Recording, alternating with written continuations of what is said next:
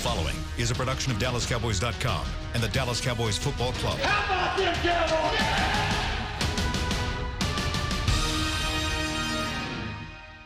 This is Talkin' Cowboys. Streaming live from the Dallas Cowboys World Headquarters at the Star in Frisco. First down. Handoff. Elliott plowing to the goal line. Barry, sacked by Lawrence. Prescott keeps it, and he bangs it in for the touchdown. Here are Mickey Spagnola, Brian Broaddus, Rob Phillips, and Bill Jones. And it's a fabulous Football Friday edition of Talking Cowboys as we get you set for the Cowboys and the New York Giants, a 3:25 kickoff on Sunday afternoon at AT&T Stadium. It is finally here. It's time for the real deal, and I think we're all ready for it. Right, guys? Absolutely. Yep. Nice alliteration. A fabulous or fantastic Football Friday. Fabulous Football Friday here.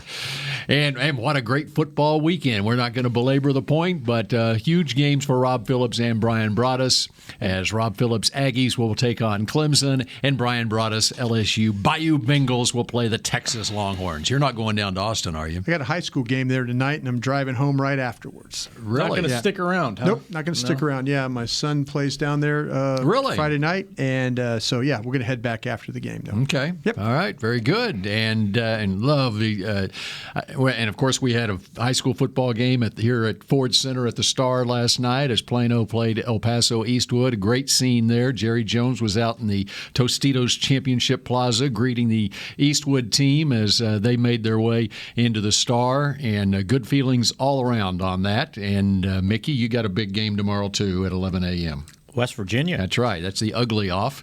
And now we get to the Giants. And what's Oklahoma They're doing playing tomorrow? South Dakota. We don't need to talk about South Dakota. Oh, okay. It's our one layup.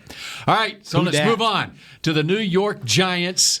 And speaking of Jerry Jones and the Zeke Elliott press conference yesterday, I just think Jerry Jones has been on his game. And not only this week, but throughout the preseason. And I think one of the reasons is he feels very good about where this football team is right now. Well, he has to feel better about getting that elite running back in here for sure. And I think that if you are a fan of football and you watched last night's games, you'll see what a lack of a running game will do for you there. Then neither teams really could do anything offensively. And if you're going to have imbalance and you're going to have problems throwing the ball, you got to have something to hang your hat on. And I feel like that Jerry Jones knows now.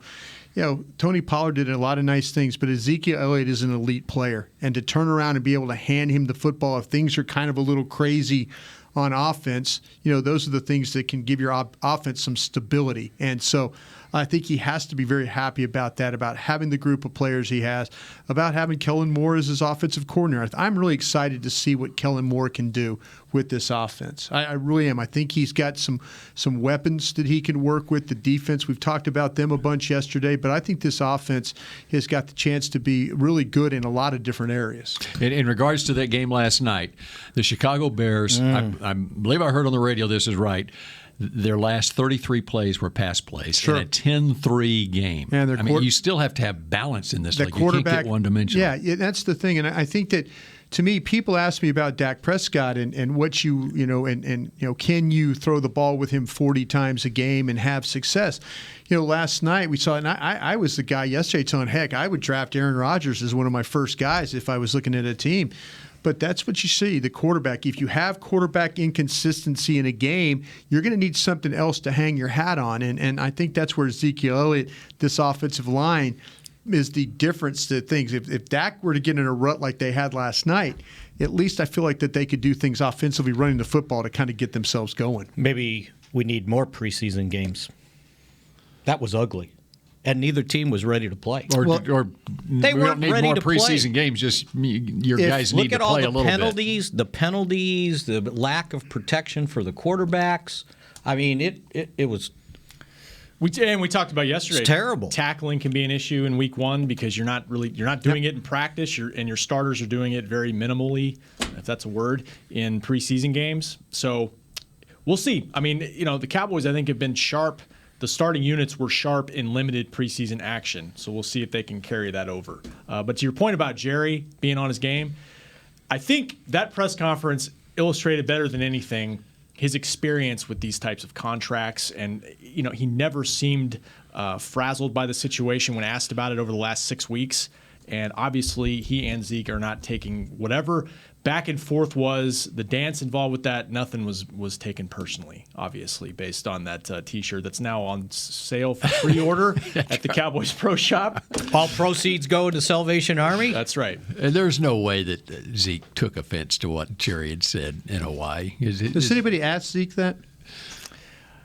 He said it's so far away now. He was that's water under the bridge it doesn't anyway. matter anymore. But I mean, in my opinion, I think the agent used that just as maybe the agent took offense to it. I don't know, but they've too good a relationship, and everybody's happy. Everybody he got and paid. especially you hear the context of what Dallas how it got was their said. player, and he got his money. So I mean, there's a exactly. lot to be happy about, but we need to see that. But to answer your question, I think yes, he understands how good this team could be. Yeah. And I think he's feeling good about what he's seen so far. And he's no different from the rest of us, right? I mean, we can see what, if I don't think it was a mirage what we've been watching for 6 weeks. This should be a very good team. We talked yesterday, Bill, at the end of the show. I think Brian went around the room. What concerns you the most about this team? And it's really hard to pick. For me, it's hard to pick something and say, I'm really concerned about this or this. Like top to bottom, it's a pretty solid football team. The one thing for me is, and we talked about the kicking, you got to see consistency there as he moves out of preseason, Brett Maher. But, guys coming off of injury and the offensive line hasn't been together for a little stretch here. So, some of your key guys coming back, can they get back to the standard they're used to? And one concern, the overriding concern for me is, and I think that this team's in good shape because it's got enough veterans on the team that understand this, but it's not reading your press clippings, basically, and not being overconfident going into the season. I think if they are ready in a mental state of mind to understand that those New York Giants can beat you on Sunday, which they should understand that, and they're ready to go, then they're going to be fine. Injuries are always a concern, and they've got better depth now, as we've talked about throughout the last 6 weeks, that the depth on this team is the best it's been in years. Of course, but there are certain injuries that no team could overcome and reach the goal that you have set out in front of you. But that's my biggest concern. It happened in 2015. You lose Romo, and your season's it's an uphill climb. Yeah. But I look at it this way from an offensive standpoint. Look at the weapons that Dak Prescott has at his disposal going into this season opener compared to last year. Yeah. You've got Amari Cooper. You got Randall Cobb, Cole Beasley. If you want to say that's a wash, whatever, okay. Witten's back. You got Tony Pollard. I'm missing. How about Travis Frederick? Michael Gallop is now a second-year guy. Yeah. Okay. Last year, and he's a rookie. Everything's just flying by so fast. I mean, I counted. There's 6 weapons, not even including the return of Travis Frederick. Yeah, I would consider him a weapon because he's what he does up front with the way they run the football. He's a key part of that. 6 skill position guys that Jason are on this Witten team, too. that weren't here last year, who has to give and the quarterback's not lacking in confidence even when he didn't have these guys. But you can only imagine what he's thinking going into this right now. So this is better than Terrence Williams and Deontay Thompson starting at wide receiver. Mm-hmm. Well, they made a huge mistake, and they admit it. They knew that receiver by committee was not the way to go. Give him credit for that. Yep. Making the move. Absolutely. And you might even throw Blake Jarwin in that mix now that he's back. That's right. A guy, a year under his belt, truly a year under his belt, and back practicing. It looks like he'll be Who good was to the go. NFC Offensive Player of the Week the last week of the season last year? Blake Jarwin against the New York Football Giants. That's right. And he was so green going into last year, even though he'd been in the league before. But he hadn't played. I know he hadn't played. And the other guy hadn't played. And Gallop hadn't played, and Schultz hadn't played. Right. And Rico hadn't played. And then having said that about the down the list. Having said that about the whole offense, then you look at this defense and go, the defense, it looks like it's going to be good enough that you're going to be in every game. You know what I mean? Oh, there's no question. If you look at what they did to that offense that you said had all these guys playing, I mean, not that everybody practiced every single snap, but I thought this defense really held this offense to task and having to pass the football, whether it was a 7-on-7 drill, a team period, a 2-minute drill, whatever. Yeah, if it was good versus good out there working, you saw it. You saw those guys. It makes you feel a little bit better about if Byron Jones doesn't start, at least you feel good about Anthony Brown. At least you feel good about Jordan Lewis. At least you feel good about Awuzie. You feel good about those guys for what you saw from them, really all OTA and then all through training camp. And that was without Byron Jones, DeMarcus Lawrence, Tyrone Crawford, and Absolutely. Sean Lee Yep. on the field. Yep. Think about it. Yeah, they're missing Zeke, too, on the other side, but and Amari for most of camp. But, look, y'all are right. Nothing Dak got was really easy in those I didn't think it was. I thought it was good competition. And when people said, well, Dak didn't look good today, I'm like, well, it's really not Dak's fault because what happens is Dak was getting – the coverage that like even guys like Michael Gallop, who we've talked about as potentially being 1B in my mind, he was having to fight for space out there on the outside, some tight window throws, and so some days it was really good, some days it wasn't. But I think it wasn't because Dak Prescott was just throwing the ball all over the park and missing throws. It was because defense was having to play and having to cover those good receivers and then having to make plays on the football. Mickey, you've seen a couple of practice reports and the concerns injury-wise going into Sunday. Not really. I expected them to be very conservative with Zack Martin, and he was really the only one that was that we thought was going to play was limited, and it sounded like he was going to jump into practice today fully. So I think that was more of a precaution more than anything I think Mickey's onto something here because Zack Martin, to me, is the one guy that's going to have to play the whole game. Because it's easy to monitor the reps of the defensive linemen or the cornerbacks and kind of shuffle those guys in and out. It's a little bit more difficult to do it with an offensive lineman. You're not going to sit there and say, "Oh, Xavier Su'a-Filo is going to go in here now for two series or something like that." You need the continuity with the offensive line. So if you kind of baby him along till you get him to the end of the week and get him to the game, maybe you're saving a little wear and tear of him having to potentially play 60, 65 snaps in this football game. The feeling I get on this team, and it's like first games can create anxiety, like you don't know. Jason Witten said that. I just get the feeling that this team is like bubbling to get going. Yeah. Like for real. It's like they're not scared, and it's still a young team, but it's a young team with experience. So that's just the vibe I get from in that locker room. All right, and I'm not going to compare. I'm not going to say this is a Super Bowl team yet, but it's the same. He said type, yet, by the way. It's the same type feeling that I had for those Cowboys Super Bowl teams in the 90s in that 2-week period leading up to the Super Bowl where they just were going to get unleashed come game day, you know, that sort of thing, Yeah, and you mentioned overconfidence. I don't think I would worry about that with this group, even though they are young, because, man, they were left in the ditch midseason last year and had to crawl their way back. And I think that's a good lesson for a young group, honestly. And Amari obviously is a big part of that, but everybody kind of pulled together to get this thing back on the road. And I think that's a good lesson. I think there was a ditch after the loss to the Rams. I don't think people initially, before all this started, people took this team seriously. If you looked at nationally, power rankings, 12th, 15th, no one was taking them seriously. Now I see the tide turning, and it's like, oh, this team might be pretty good. Now locally, people are picking the Cowboys to win the division, but nationally, isn't it that they're going Eagles? Yeah. And usually the players are watching the national shows. Yeah. So that's what they're seeing. Yeah. Yeah, I think it's you go player by player with Philadelphia.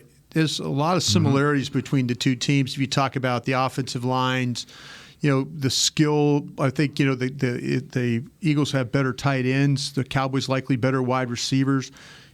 Say what you want about their quarterback, your quarterback. Both the same draft. Both similar records, both similar stats, kind of a thing. So one stays healthy, the other doesn't. So I think if you look at overall, you would say these teams are pretty evenly matched, and that's why I feel like that that national people are looking at the Eagles. You know, the Eagles have in the last couple of years won a Super Bowl with that coach. So that's probably thinking, okay, with that talented of a roster and with that coach, that gives them the edge over the Cowboys right now. That's a good point. And then if you look across the conference, man, I think everybody feels like it's the Eagles are the biggest threat to the Cowboys over the course of the entire season in the division. But you can look at the other divisions and look at maybe at least two teams and say, wow, that's a playoff caliber team. It's a really good conference, and a lot of these guys are on their schedule. So they're going to have to be ready. Oh, they're going to have to. You're going to see if this team is, in fact, what you would say, Bill, a Super Bowl team by the time you get to the schedule. When you get to the 1st of December, and then you've made a trip to Foxborough, and you've already played. You got the Rams, I think, ahead, and some other games like that. But you'll know because you'll have a couple of Philadelphia games done. You'll have your Saints game done. You'll have your Packers game done. You'll have a really good understanding of where your team is at by that point. All right, we're just getting started here on Talking Cowboys. We're going to dive into the New York Giants just like we did yesterday and some keys to victory. By the end of this show, I might even have a Super Bowl prediction for you. Huh? Talking Cowboys continues in a moment. While a player can look good on paper, it's when he's out on the field that you really find out what he's made of. That's why the Cowboys rely on more than just stats and scouting reports when building their team. When picking a tractor, it's why you should rely on more than just specs and features. You've got to take it out and put it to the test. The Cowboys did when they named John Deere their official tractor. Experience one for yourself. Visit myjohndeeredealer.com/football. Do you want the most interesting, up-to-the-minute Dallas Cowboys news straight from the Star in Frisco? How about exclusive and on command? That's right, news and nuggets you can't find anywhere else. With our exclusive Cowboys content on Alexa, you can have all the answers, secrets, stories, and more. What's Stephen Jones thinking during a game? What's Joe Looney's favorite pregame meal? We take your questions to Cowboys players and coaches, and you can hear the answers directly back to you. Just say, Alexa, open Dallas Cowboys. Want to use what the pros use? How about the official men's skincare brand of the Dallas Cowboys, Jack Black? Right now, you can get the Jack Black Starter, a curated collection of Cowboys locker room favorites for just $10 with free shipping. The starter includes 4 Jack Black skincare favorites, plus a full-sized intense therapy lip balm. Go to getjackblack.com/Cowboys and use the code word TEAMJB. That's getjackblack.com/Cowboys. The Jack Black Starter, $10, free shipping. The excitement of Dallas Cowboys football is back at AT&T Stadium. The place is going crazy in Arlington, Texas. Don't miss your chance to see the Cowboys live when they host their NFC East rivals, the Eagles, Giants, and Redskins, plus the Green Bay Packers and more. Elliott works his way through and walks the dog. Single game tickets are on sale now. Get them before they're gone. First and goal, quarterback sneak. Prescott pushes up the middle. Touchdown. Visit DallasCowboys.com to get your tickets today. Back to Talkin' Cowboys. Free and open to the public. Join us at Neighborhood Services at the Omni Frisco Hotel for the Miller Lite Cowboys Hour presented by Albertsons. Cowboys players join hosts Brad Sham, Kevin Turner, and Taylor Stern. Monday night, 6 o'clock throughout the season. For more information, visit DallasCowboys.com/Cowboys Hour. That's Monday night. And, of course, Sunday afternoon, it's the Cowboys and the Giants. Check out the Thursday show for some of the breakdown on these New York Giants. But let's go around the horn. What concerns you the most about this opponent this week, the Giants? I'll leave everyone else to talk about the runner because I kind of feel like that's the direction. I'm going to talk about something that could be a problem. I don't think the Giants can create much of a pass rush. Okay, so I feel like, though, that James Betcher, the defensive coordinator for the Giants, is going to have to come up with some creative ways to get pressure. I think that the Cowboys up front can protect if in fact, he just tries to rush 4. But where he's going to have to attack, and I think he attacks because if Ezekiel Elliott does play, and he's one of the best blitz pickup guys I've ever seen, but how much is he really going to play? Can they catch him when he's not on the field and take advantage of, say, Tony Pollard, or take advantage of Jameis Olawale? This is going to be for what the Giants are going to have to do for their game plan, because if they just sit there and rush 4 all day, Dallas will eat them up. And Garrett talked about their secondary being good and all that and having respect. He's right. They've got a couple of rookies. They got a rookie at the nickel. They got a rookie on the outside. They got a gambler on the other side. So, there's some things I think you could do to this group, but they're going to have to create pressure.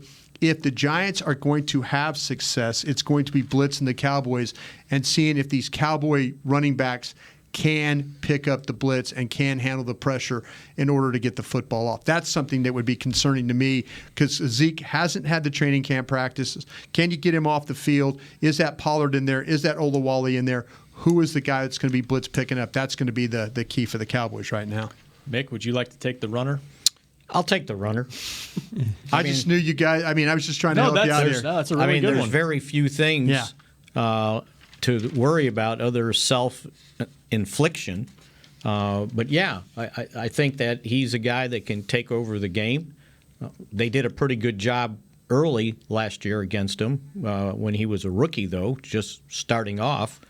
But he did catch enough passes for 80 yards receiving in that first game. Yep. The second game, I'm going to throw it out. They didn't play everybody on defense. I know Dak played and the whole bit, but they didn't have all their defensive guys on the field. So, I think that they got to make sure that he doesn't single-handedly take over the game because any play, he's gone, right? He's gone. And I thought Rod Marinelli talked about it yesterday, comparing him with Barry Sanders. You stop him for 2, you stop him for 3, and then he goes 80. So I think that's the one thing they can't not allow to happen. They've got to make sure if the Giants score touchdowns, they got to drive the field. They don't get it all in one fell swoop. I don't know if this is a concern necessarily, but we've been pumping up this Cowboys defensive line all offseason, training camp, preseason, and speaking of the ditch, a lot of people feel like Eli Manning, he's in the twilight of his career, all of that. If they can protect him, he can still beat you with his arm. And we talked about it yesterday. They've added a couple pieces to the offensive line to try to help that. They've got to be able to get to him and affect him and prevent him from using that play action that they've used throughout his career that's been so effective, especially now with Saquon as the runner. So we'll see how much does DeMarcus Lawrence play. How effective is he? Yeah. And Mickey talked about the other guys in that rotation, Dorrance Armstrong. If Taco, whoever's active, can they affect the quarterback from multiple spots? That's a question off Periscope, Rob, and actually a good one. Is how much does the D-line depth affect this game? How much will that affect? And you went right into that with all those, and they've got some guys that haven't played a lot of snaps or played no snaps in training camp. When you talk about the 2 starters with Lawrence and then Crawford, how do they go? Do they go light at defensive tackle, heavy at defensive end to kind of make up for that? So how they set up their roster? Usually they'll dress 8. Will they dress 9? If you add one, you're gonna have to take someone from somewhere else. So, the depth here is going to be key for how they play in that rotation. I know Rod Marinelli was talking about that yesterday. Rod said he likes what he's seeing from Tank and from Tyrone. To your point, they hadn't played much, hadn't practiced a whole lot, so he didn't give us an idea of how many snaps they might play, but we'll see. We'll see how they rotate those guys, and they've beefed up that interior too. Antoine Woods was a godsend last year, coming out of nowhere to help this defensive tackle rotation. Christian Covington, Tristan Hill, can those guys get in the mix and help there as well? I think the key thing is when they put that 46-man roster together, and normally you only keep 8 on the defensive line, I think maybe the last 2 spots come down to versatility. I agree. Who can play end and who can rush the quarterback inside. Yep. Now, we know Crawford can do both. We've seen Kerry Hyder do both. Good point. So I think you keep an eye on that. I don't know if they want to try to put Armstrong inside or not. That's probably not going to happen. Jackson, maybe? But Jackson is a guy that can do both also. So they're going to have to figure out, there's going to be 2 guys that are odd man out. So how do they come to that conclusion? But could be.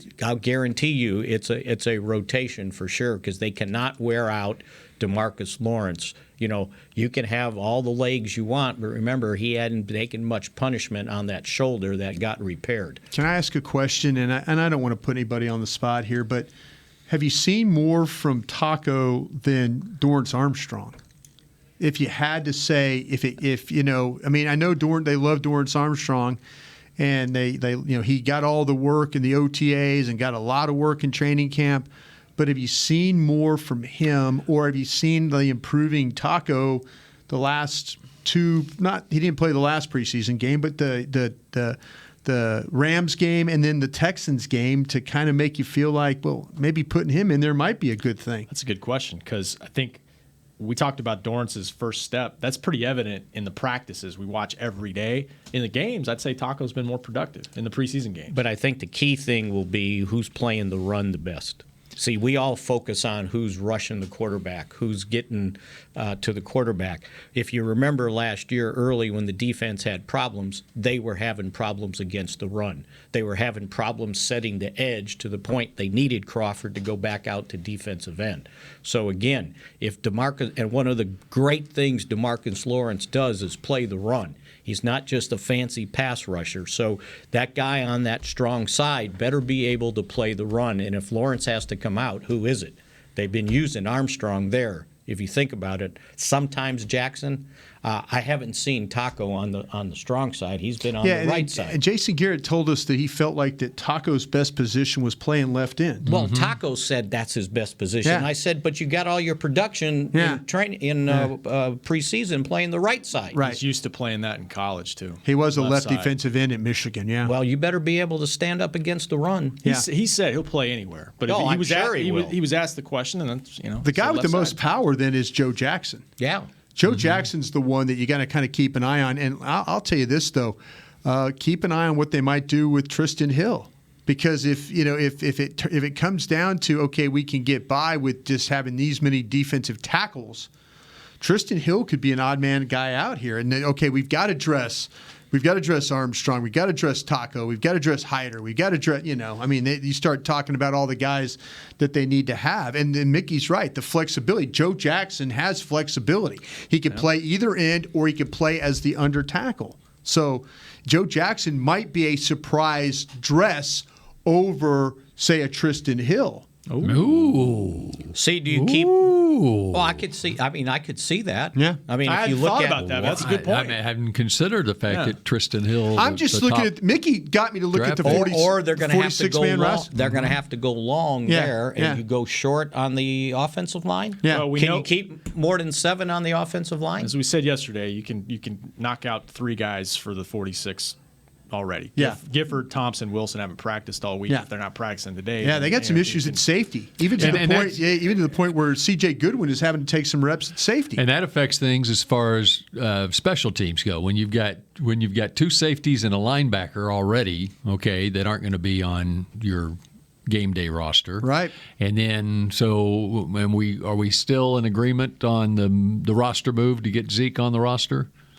Which would have to come by tomorrow. Yeah, right. and I ask you, and I'm still, to me, I was trying to read between the lines with Jason Garrett today in the press conference. A lot of questions about Alfred Morris. A lot of questions about Alfred Morris. He talked about Alfred Morris in a very positive light, and I just feel like though that I'm going to still go with it. I'm still going to go with that thought that they're going to dress.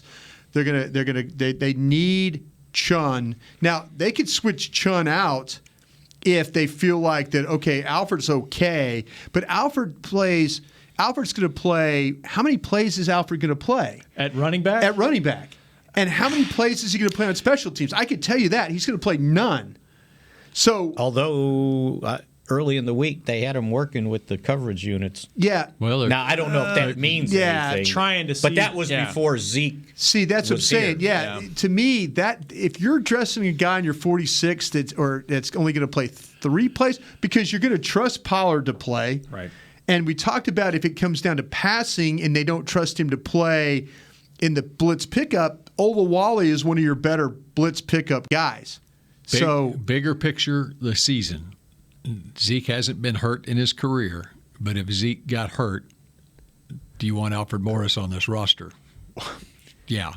Yeah, okay. And so I get we it. can look at, or the coaches can look at, okay, yeah, but they were prepared, Bill, to start Pollard. They were prepared. Well, I'm one of these guys that said if they had to play tomorrow against the Giants, they would. Yeah, the coaches. But beyond Pollard, I mean, you would still need another season running back. Yeah. That you can depend on if there was an injury. The question would be, how far do you want to extend this insurance policy? I'm going to put him on my taxi squad. Taxi squad? Yeah. That's a back in the day line. That's way over my head. We don't get that anymore. We don't do that anymore, Mickey. And he would literally just be a taxi, or it'd be an Uber ride. An Uber ride. It's an Uber squad. There we go. Now. Yeah, it's not a taxi squad I just anymore. don't. Rob was talking about it earlier. I think everybody agrees this is a really deep roster. Now, okay, do you sit there? I don't think they want to put. They've gone through this whole struggle of getting Brandon Knight on the active roster. Obviously, they feel like, if you just said, oh, well, Brandon Knight, we're going to. Now, maybe it's a thing where, okay, nobody's going to claim Brandon Knight on a Saturday, that kind of thing. But put it by one of these personnel guys around the league to go, wait a minute, an offensive lineman's out there, and we're playing with, we got 3 bad offensive linemen at the end of our roster? And maybe we had a draftable grade on him. Yeah, that's what I always say about those rookie guys. Or do they look at it? Okay, we can get through special teams this week without Chun, and so you run Chun off the roster and then back on whatever. Yeah, see, that's what I'm saying. If you needed, think about the linebackers that don't play special teams: Van Der Esch, Smith, Lee. That's 3 of your 6 that are dressing that play no special teams. They might turn around and say, okay, Chun's off. And Gifford's probably not going to be active. Yeah, exactly. So, right. Yeah, so Chun off, and then you bring Covington up. There's all kinds of But you still have to cut somebody. Yeah, and that's what I'm saying. That's why I think Alfred Morris, to me, makes the most sense. Alfred Morris, thank you. It was kind of like a little, it was kind of the thing in my mind, is Jason Garrett giving him a nice send-off. Like, thank you for everything you've done, Alfred Morris, kind of a thing. So if Alfred's off, Chun's got to be active. Right. So now he plays special teams for all those linebackers. He's like a linebacker. Yeah, he's the line. Or they switch Covington out. They bring Covington up to play special teams and switch. Yeah, now you got 2 roster. So the only way I can see you do it if you say Morris is off. Right. Okay, you got 3 guys that are injured. They're inactive. Right. You're going to have to do 2 defensive linemen and 2 offensive linemen. Yeah. To get to 7. To get to your 46. Yeah, because otherwise you can't. I don't think you can cheat at. You could go 4 wide receivers. I would not dress Smith. Smith is a luxury. You could. Yeah, Smith's a luxury to me because you're not doing it at safety. I got 3 tight ends. You're not doing it at cornerback because you're already down one safety, right? Right. See, that's what tight ends is only 3. You need your fullback. Right. You need a backup quarterback. That's So wide receiver, can you go in with 4? Yes. Yeah, you could.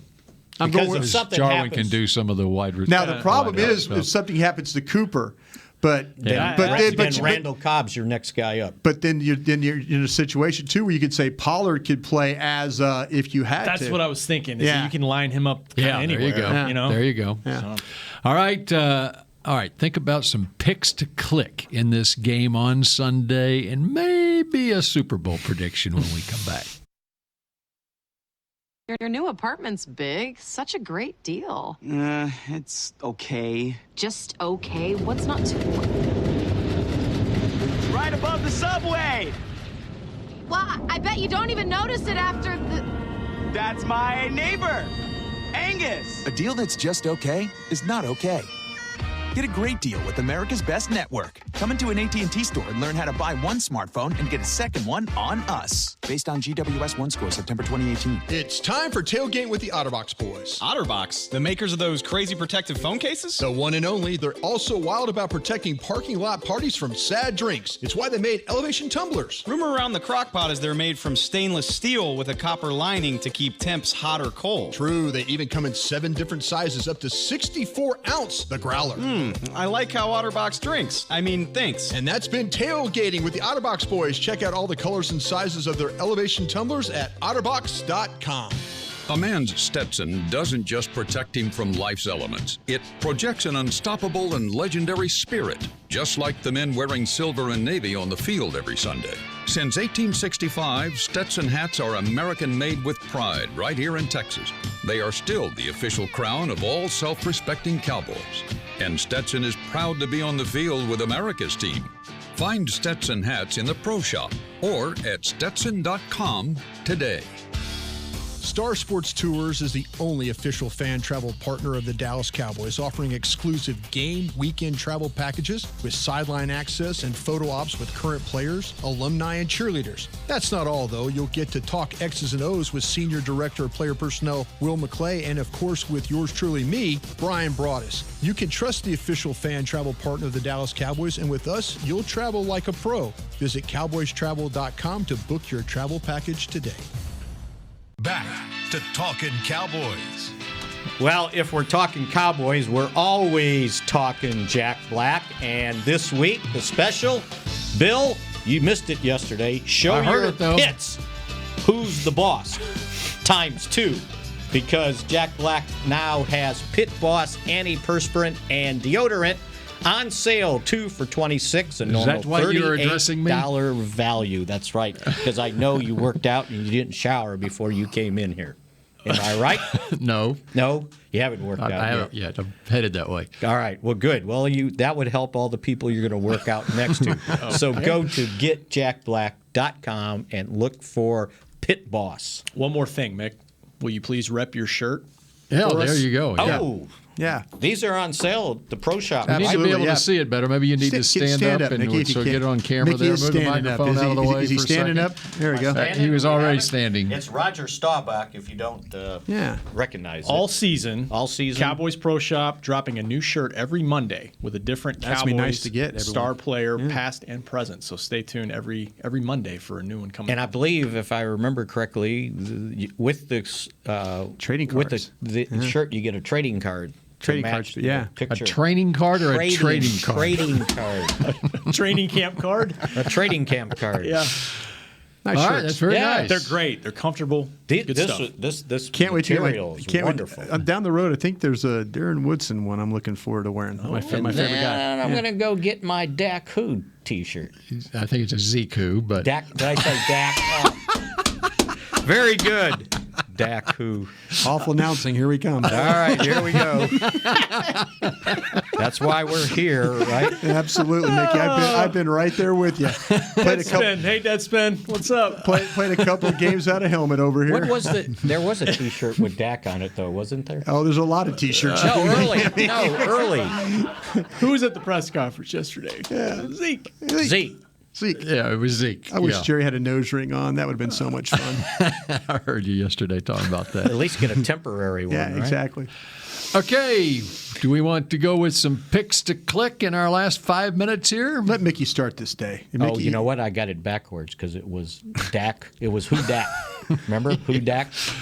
Okay. Now Mickey. Just trying to help myself out. That last shovel full of dirt right on top. What do you want, Bill? Yeah, I want you get a pick player to click in the game. Pick a player. Pick a player. I just know he's going to steal mine. Who's that? Well, go ahead and take it. Michael Gallop. Okay, I was. So go ahead. I knew it. Well, I mean, we talked about it. It's a young secondary. It's a talented Giant secondary. I'm more looking at the fact that Gallop has been excellent in the preseason and all the camp games or camp practices. I think he's primed for a big year. I really do. Now, it's going to come down to how many balls he gets thrown at him. Amari Cooper's back, but he might be able to light it up on Sunday. We'll see. Okay, Michael Gallop. So since you did that, I will go with DeMarcus Lawrence. I think he's chomping at the bit to get going after kind of holding him back all during the preseason, all during training camp. And I think he will take advantage of whatever the Giants put out there on their offensive line. Okay. Do you want to go ahead? I'll go with the star of the preseason, Malik Collins. There you go. He's my guy, whether it's in the run game or getting some penetration up the middle on Eli Manning. Malik Collins and his presence will be felt, whether it's on a stat sheet or not. You want to walk him upstairs and get him a new contract? Well, I don't know if there's how much of that pie is left. There's pie. There's plenty of pie. Yeah. The guys will be happy to see him if he shows up in that door. I'm going to go with Leighton Vander Esch because I think the Giants offensively are going to. This is a big offensive line. It's a proved offensive line. They've had some problems. I talked about Reimers, the right tackle. I think he's better than what they played at with the Bobby Harts of the world, the Wheelers, guys like that they've run out there in the past. So I feel like, though, but he's been a little banged up, but he should make the start there at right tackle.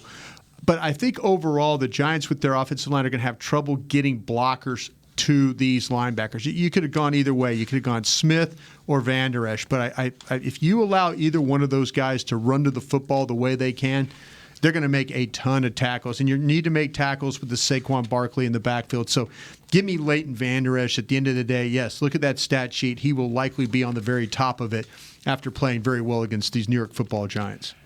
How do they handle Evan Engram? That's going to be a trick, and it's likely going to be they're short at safeties like we talked about. They're likely going to use Jeff Heath. We've seen that in the past, the way he's had to deal with the tight ends that play in this division. I think they will mix some things up. I think you'll see Xavier Woods play down in the box and try and help them with some coverage with Engram. I would personally treat him like a wide receiver. So you might see Byron Jones, maybe if they play dime, maybe we'll see some Byron Jones or Jordan Lewis walk over the top of him and match them the way they have. But it's going to be Jeff Heath initially, and then figure out how you want to kind of mix things up, not to give them a good read on that. All right, very good. And hopefully they don't go to school with what the Rams did when Heath was trying to cover the tight end in motion in that game, and he got blocked in the middle of the play and no flag. Yeah. It was a huge play, too. Yeah.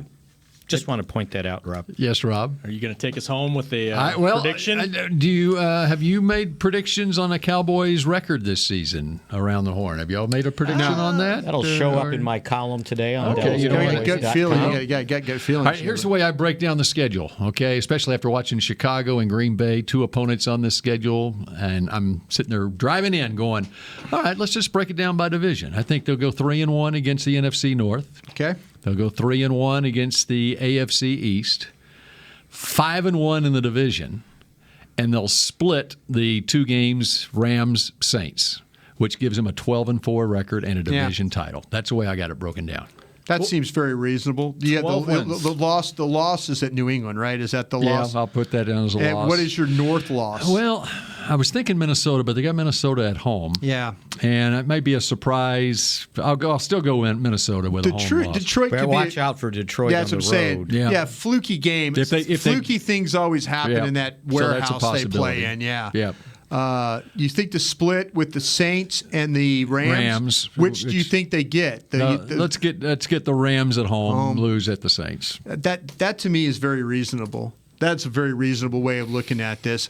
It's weird. When I went through it, I felt like that they would lose a game to Philadelphia, but I thought they'd lose the game to Philadelphia at home and then win the one on the road, which it's usually that's not the case. But if I had to, 12-4 sounds very reasonable to me as well. In final seconds, I'm going to go on the record right now. Okay, you can go back and listen to it. It's an all-Dallas Super Bowl. It's the Cowboys and the Kansas City Chiefs, or the Dallas Texans. There you go. In the Super Bowl in Miami. Enjoy the game. We'll talk at you again on Talking Cowboys on Monday. This has been a production of DallasCowboys.com and the Dallas Cowboys Football Club. How about this, Cowboys?